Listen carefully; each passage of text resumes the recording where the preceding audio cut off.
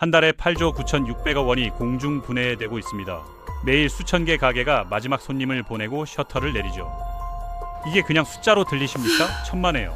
한갑 넘은 분식집 사장님은 은행 빚을 안고 거리로 내몰렸고, 그 가게 직원은 월급 반토막으로 배달 라이더가 됐으며 식자재 도매상은 직원을 해고했습니다. 100만 폐업은 수백만 명의 인생이 나락으로 떨어지고 있다는 신호예요. 오늘 우리가 파헤칠 핵심은 하나입니다. 골목 상권이라는 경제 생태계 밑바닥이 무너질 때 그 위에 쌓인 모든 층이 어떤 순서로 도미노처럼 무너지는가 하는 거예요. 그리고 왜 대부분 사람들은 이 붕괴가 이미 시작됐다는 걸 눈치채지 못하는가 하는 겁니다. 자, 그럼 이제부터 충격적인 연결고리를 하나씩 풀어보겠습니다. 생태계를 한번 생각해보세요. 아마존 밀림 꼭대기엔 제규어가 군림하는데 땅속 미생물이 죽으면 제규어도 죽습니다. 왜냐고요? 미생물이 사라지면 토양이 죽고 나무가 말라 죽고 초식동물이 굶어 죽고 결국 제규어도 굶어 죽거든요. 생태계는 언제나 맨 아래부터 무너집니다. 한국 경제도 똑같아요. 꼭대기엔 삼성이 있고 맨 밑엔 골목 자영업자들이 깔려 있는데 월 매출 2천만 원 분식집이 연 매출 수백조 원 삼성과 비교되겠습니까? 하지만 바닥이 무너지면 위도 무너지거든요. 골목 상권은 한국 경제의 미생물이에요. 이게 사라지면 먹이사슬 전체가 붕괴합니다. 실제 사례를 한번 볼까요? 서울 어느 주택가 골목에 수십 년째 운영되던 냉면집이 있었습니다. 사장 이순자 씨 60대 초반이에요. IMF 직후 가게 열었을 때만 해도 점심엔 웨이팅이 길게 늘어섰고 여름철엔 손님이 넘쳐났죠. 월 평균 수천만 원 벌고 월세 내고 직원 둘 월급 주고 재료비 빼도 손에 꽤 쥐었습니다. 그런데 근처 오피스 건물들이 폐쇄되면서 손님이 줄기 시작했고, 코로나 때부터는 배달 의존도가 높아지면서 배달앱 수수료가 급등했어요. 매출에서 수수료로 엄청난 금액을 빼앗기는 겁니다. 여기에 최저시급은 계속 올라서 직원 월급 부담이 커졌고, 전쟁 이후 전기세 가스비는 2배 가까이 뛰었죠. 메밀값 사골값 모든 식자재가 폭등하면서 이 씨는 어느 날 밤 장부를 보다가 경악했습니다. 한 달 죽도록 일해도 손에 남는 돈이 편의점 알바보다 적다는 걸요. 수십 년 한자리에서 버텼는데 말이에요. 하루 장시간 주 7일 일해도 시급으로 환산하면 최저임금에 한참 못 미치거든요. 여름부턴 완전 적자로 돌아서며 매달 마이너스가 쌓였고 결국 가을 말 폐업했습니다. 그런데 여기서부터 진짜 문제가 시작됩니다. 이 씨 가게 문 닫으면 무슨 일이 벌어질까요? 직원 둘이 먼저 일자리를 잃어요. 중년 여성과 남성인데 둘 다 고졸학력에 특별한 기술이 없습니다. 이 나이에 재취업은 거의 불가능하죠. 실업급여 몇 달 받다가 배달대행이나 마트 야간 정리 같은 일용직으로 내몰리면서 월급은 절반 이하로 떨어져요. 이 씨 본인은 환갑 넘은 나이에 갈 곳이 없고요. 수십 년간 냉면만 만들던 사람한테 취직할 데가 없거든요. 더 큰 문제는 리모델링 하면서 은행에서 빌린 큰 돈이 아직 수천만 원 남았다는 겁니다.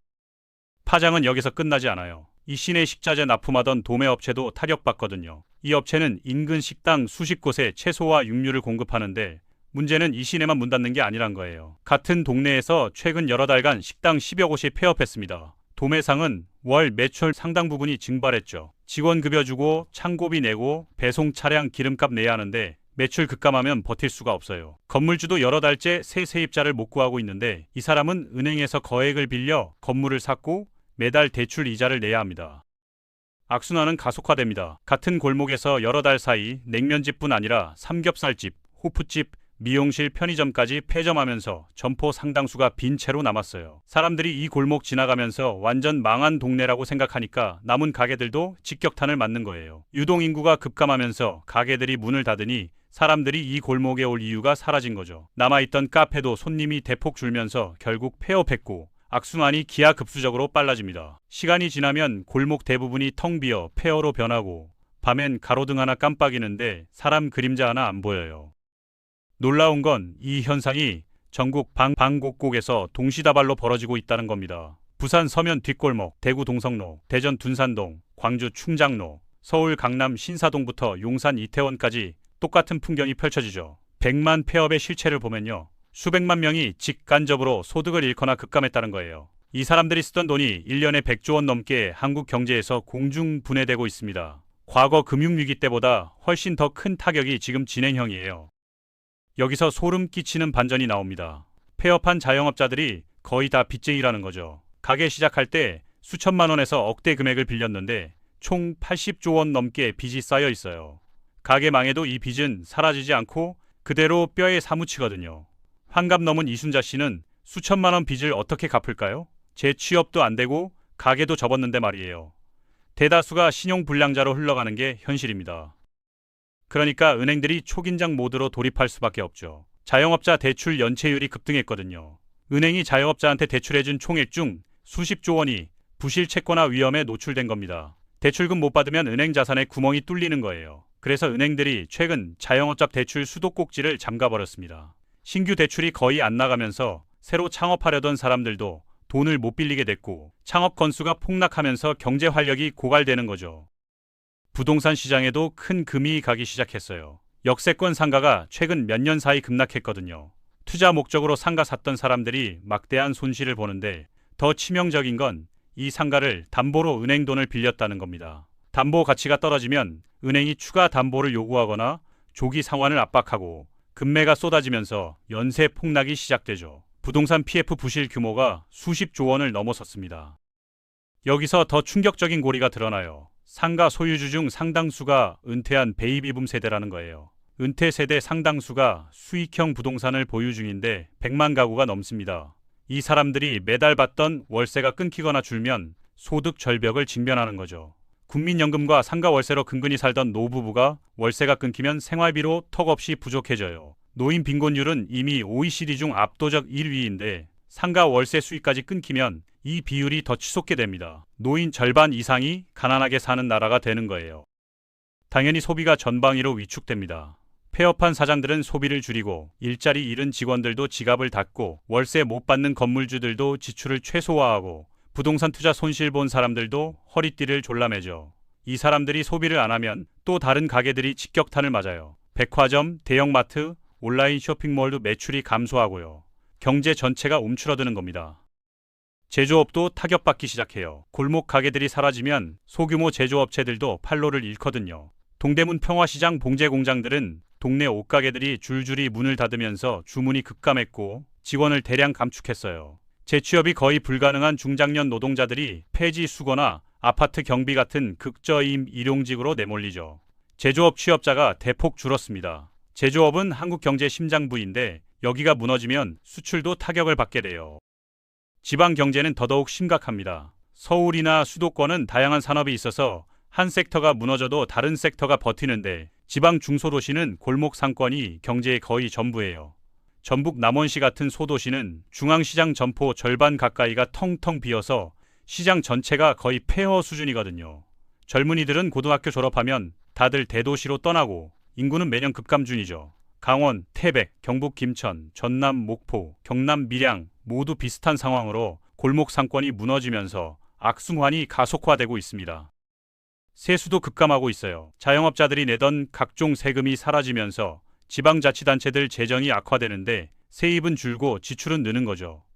전국 지자체 부채가 급증하고 있습니다.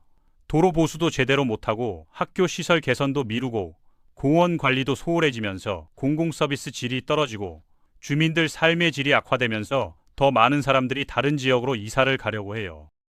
청년들에게는 기회 사다리가 더더욱 좁아지고 있습니다. 과거엔 대학 나와 취업 안 되면 작은 가게라도 차려서 먹고 살 수 있었어요. 그게 일종의 안전망이었죠. 하지만 이제 그마저 막혔습니다. 골목 가게는 이미 포화 상태고 기존 가게들도 버티기 힘든데 누가 새로 창업하겠어요?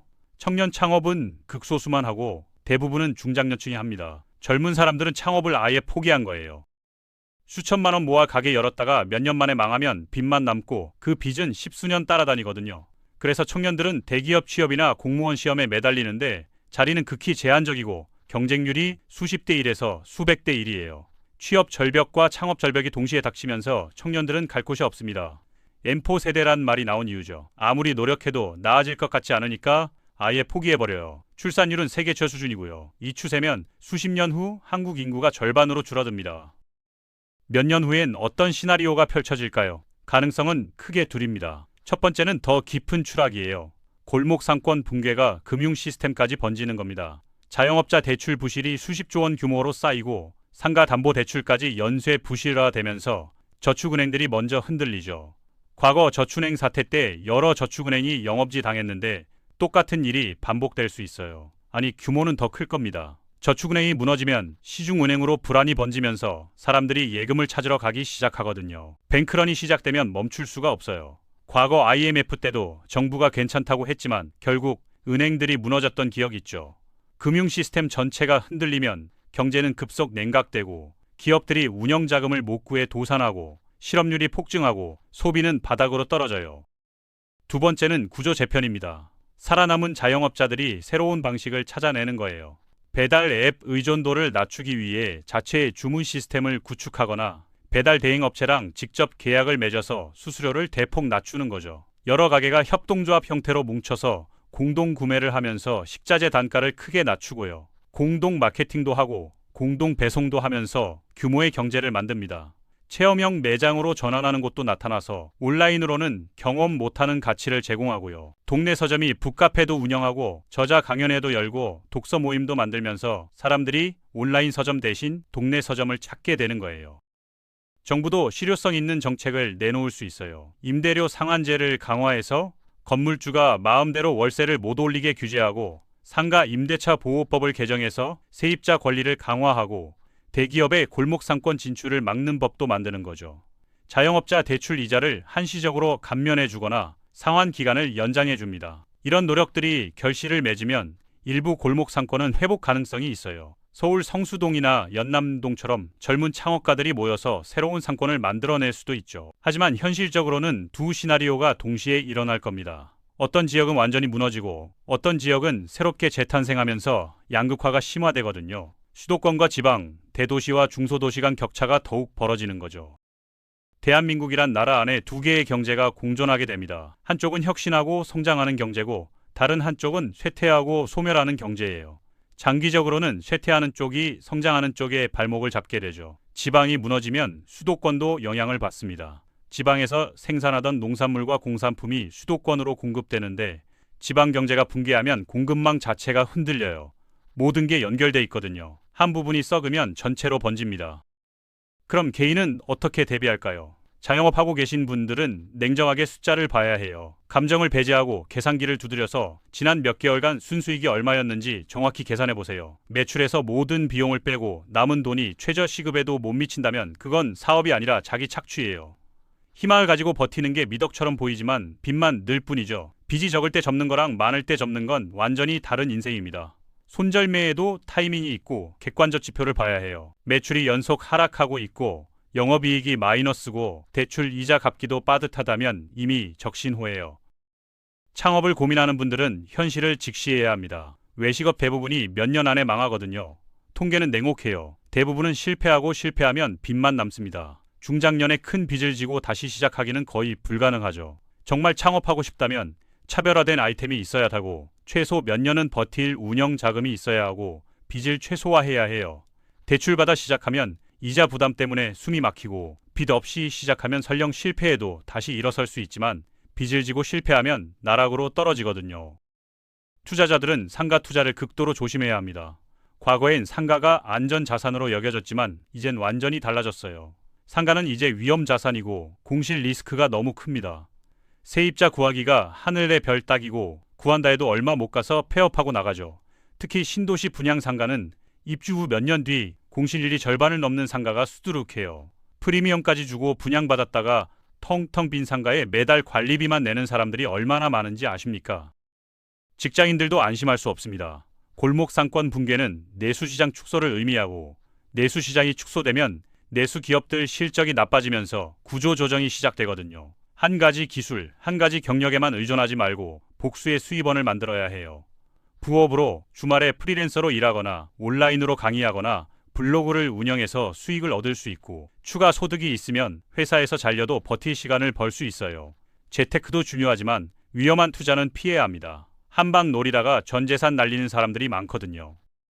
가장 중요한 건 빚을 줄이는 겁니다. 골목 상권 붕괴 사례를 분석해보면 공통점이 있어요. 빚이 많았던 사람들이 먼저 쓰러진다는 거죠. 무리한 레버리지로 가게를 확장했던 사장들, 대출받아 권리금 주고 들어갔던 창업자들이 제일 먼저 무너집니다. 빚 없이 현금만으로 운영하던 곳은 힘들어도 버텨요. 매출이 줄어도 빚이 없으면 적자만 안 나면 되거든요. 하지만 빚이 있으면 이자를 내야 하니까 일정 수준 이상을 벌어야 하고 못 벌면 파산이에요. 신용카드 대출은 금리가 높아서 이자만 내다가 원금은 못 갚고 빚이 눈덩이처럼 불어나죠. 자동차 할부도 몇 년간 매달 돈이 나가는데 그 돈으로 저축하는 게 나아요. 공동체 의식도 중요합니다. 골목 상권은 단순한 경제 단위가 아니라 우리 사회 안전망이자 공동체의 중심이거든요. 동네 빵집 주인이 혼자 사는 노인 안부를 확인하고, 문구점 사장이 동네 아이들 학용품을 외상으로 주고, 슈퍼 주인이 어려운 이웃한테 쌀을 구워주고, 이런 관계들이 사회를 따뜻하게 만들어요. 대형마트나 온라인 쇼핑몰은 이런 걸 못합니다. 가끔은 동네 가게를 이용하는 것도 필요해요. 대형마트보다 조금 비싸더라도 그 차이가 누군가의 생계를 지탱하고 있고, 동네 식당에서 밥 먹고, 동네 빵집에서 빵 사고, 동네 서점에서 책 사는 게 결국 여러분이 사는 동네를 지키는 길이죠.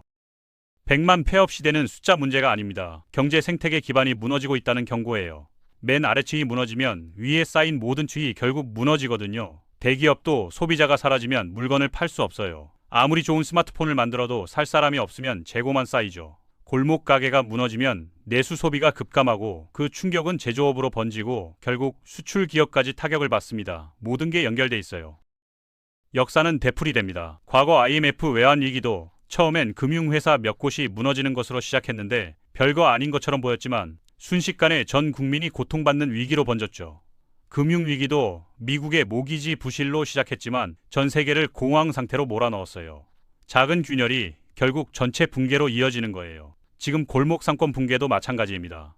단순히 동네 가게 몇 개 문 닫는 게 아니라 한국 경제 전체를 흔드는 지진의 전조죠. 지금 우리는 선택의 기로에 서 있습니다. 이 경고를 무시하고 그냥 일상으로 돌아갈 수도 있어요. 내일도 오늘과 비슷할 거라고 믿으면서요. 많은 사람들이 그렇게 해요. 문제를 외면하는 게 편하니까요. 하지만 문제는 외면한다고 사라지지 않아요. 오히려 더 커지거든요. 아니면 지금부터라도 준비를 시작할 수 있습니다. 조금씩이라도 빚을 줄이고 저축을 늘리고 새로운 기술을 배우고 네트워크를 만들고 공동체를 지키려고 노력할 수 있어요. 당장 큰 변화는 못 만들어도 작은 노력들이 쌓이면 큰 차이를 만듭니다. 빚을 조금씩이라도 더 갚으면 몇 년 뒤엔 큰 돈이 되죠. 이게 위기 상황에서 생존을 결정할 수 있어요. 부업으로 종이라도 벌면 비상금이 생기는 거고요. 동네 가게에서 조금만 더 사도 그 가게 사장님한테는 큰 도움이 되고 여러 사람이 그러면 그 가게는 버틸 수 있습니다. 골목 상권이 무너질 때 가장 먼저 사라지는 건 선택권입니다. 일자리 선택권, 소비 선택권, 미래 선택권, 모든 게 제한되죠. 하지만 지금은 아직 여러분에게 선택권이 있어요. 어떻게 대비할지, 어떻게 살아갈지 선택할 수 있습니다. 이 선택권을 어떻게 사용할지는 여러분에게 달려 있어요. 세상은 여러분을 지켜주지 않습니다. 정부도, 은행도, 회사도 여러분의 안전을 책임져주지 않아요. 결국 자기 자신을 지킬 수 있는 건 자기 자신뿐입니다. 이게 냉혹한 현실이에요. 하지만 절망할 필요는 없어요. 아는 것이 힘이거든요. 이제 여러분은 골목 상권 붕괴가 어떻게 경제 전체로 번지는지 알게 됐습니다. 자영업자 부실이 금융위기로 이어지는 메커니즘을 이해하셨죠. 어떻게 대비해야 하는지도 배웠고요. 이 지식을 가지고 있다는 것만으로도 여러분은 이미 대부분의 사람들보다 앞서 있어요. 이 모든 이야기가 꼭 현실이 될 거라는 게 아닙니다. 최악의 시나리오를 말씀드린 거예요. 실제로는 정부와 지자체가 적절히 개입해서 위기를 관리할 수도 있고, 자영업자들이 스스로 혁신해서 살아남을 수도 있고, 새로운 기술이 등장해서 골목 상권을 살릴 수도 있죠. 하지만 준비하는 게 나쁠 건 없어요. 보험을 든다고 생각하면 됩니다. 집에 불이 안 날 수도 있지만 화재 보험은 들어두는 것처럼요. 위기가 안 와도 여러분이 준비한 것들은 어떤 상황에서든 도움이 됩니다.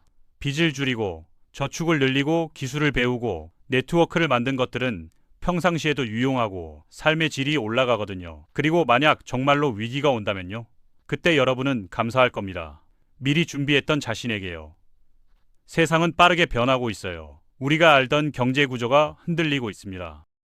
골목 상권은 계속 무너지고 빚은 계속 쌓이고 위험은 커지고 있어요. 언젠가는 이 모든 게 임계점에 도달할 겁니다. 그날이 언제일지는 아무도 모르죠. 내년일 수도, 몇 년 후일 수도, 10년 후일 수도 있어요. 하지만 한 가지는 확실합니다. 그날이 오면 준비된 사람과 그렇지 않은 사람의 운명은 완전히 달라질 거라는 거예요. 여러분은 어떤 쪽이 되고 싶으신가요? 선택은 여러분의 몫입니다. 지금 이 순간부터 말이죠.